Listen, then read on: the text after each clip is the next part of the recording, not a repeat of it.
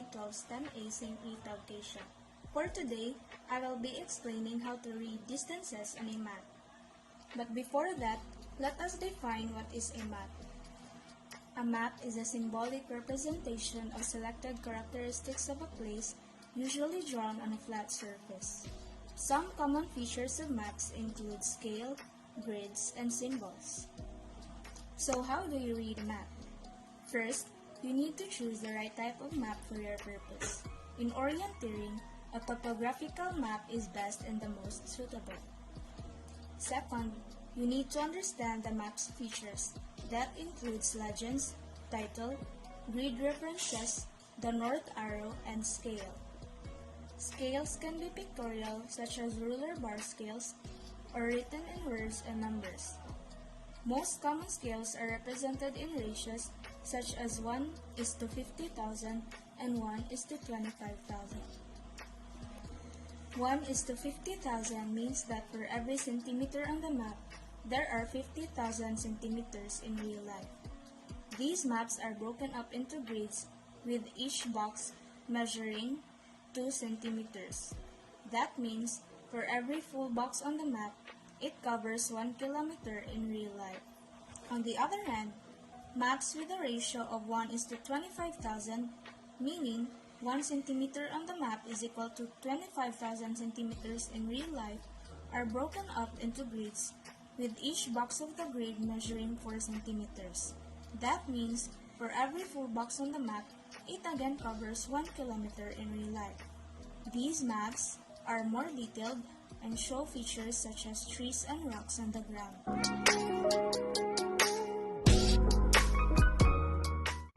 To calculate distances on a map, the first thing you need to do is to measure the distance of your chosen route using a paper or ruler with clear centimeter or millimeter units.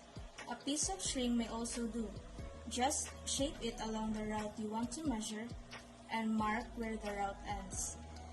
After which, multiply the distance obtained by the scale on the map and divide by 100,000 if you used centimeters or by 1,000,000 if you used millimeters to get the real-life distance of the route in kilometers.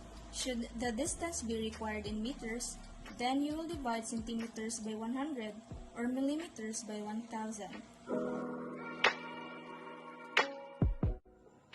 You may wonder, why do we need to know these things? Well, having the basic knowledge and skill in using and reading a map is an advantage, especially in orienteering or any activity that involves traveling, because this can help anyone navigate and calculate the distances from one place to another. So this time, I'm gonna teach you how to use an orienteering compass. But before we begin, let's define first what is an orienteering compass. An orienteering compass is sometimes called a base plate compass. It has the advantage of being a protractor and a compass combined. This is probably the most flexible type of compass, as it can be used for taking bearings, setting a heading, and measuring accurate distances. The parts of an orienteering compass is a fixed sight, direction of travel indicator, sighting mirror, spinning dial, luminous needle, luminous north box, and a base plate. So now, let's proceed on how to use an orienteering compass. First, plot the compass on the map with the direction of travel arrow pointing towards your destination. Second, turn the housing so that the orienteering lines match up with the map and the north indicator points to north. Third, remove the map and turn the compass until the north arrow matches the north indicator. Then lastly, your direction of travel arrow will point in the direction you need to go in order to reach your destination. So those are the steps and tips on using an orienteering compass in case you will be put in a situation where you have to use one. So you can use it as your guide. So in case there are no available orienteering compass in your area, just like what I'm experiencing right now, you can download an app, Orienteering Compass and Map. After installing the app, you can use it already. First, rotate and turn map using 2 fingers to line up. And then turn the phone until compass needle is aligned with orienting arrow. Then the direction arrow is now pointing at the real destination.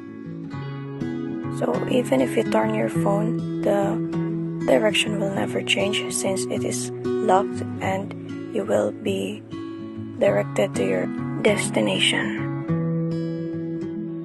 Hello everyone, I am Trisha Cortez from St. Rita of Acacia, and I am here to present to you on how to navigate by the use of map and compass. Place your compass on the map with the direction of travel arrow pointing towards the top of the map.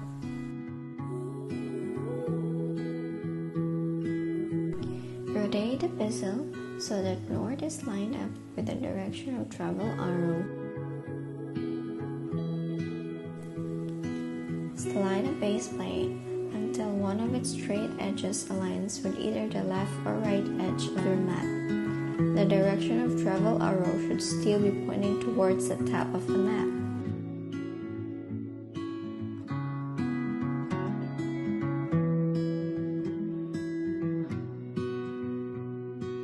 Then, while holding both map and compass steady, rotate your body until the end of the magnetic needle is within the outline of the orienting arrow.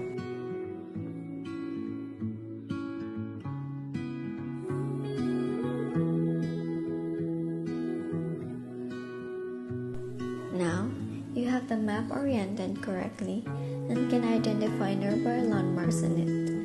Take time to become familiar with your map and surroundings before you head off, and keep reading your map along the way.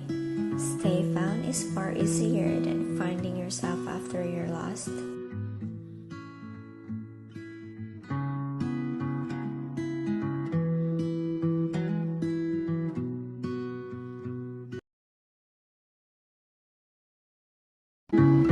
Right now, we will learn on how to navigate using pace factor. So, what is pace and pace factor? So, pace is defined as a single step taken when walking or running, while pace factor is defined as the ratio of the measured distance in the number of paces made by an individual to cover the measured distance. So, how do you measure and up pace factor? Let's follow the procedure step by step. So, step 1, get the distance between 2 points. Get a tape measure or any equivalent and choose a good location with a flat terrain. Measure and mark 2 points in a straight lane in meters using the measuring tape. Remember that the longer the distance between the 2 points, the better the results.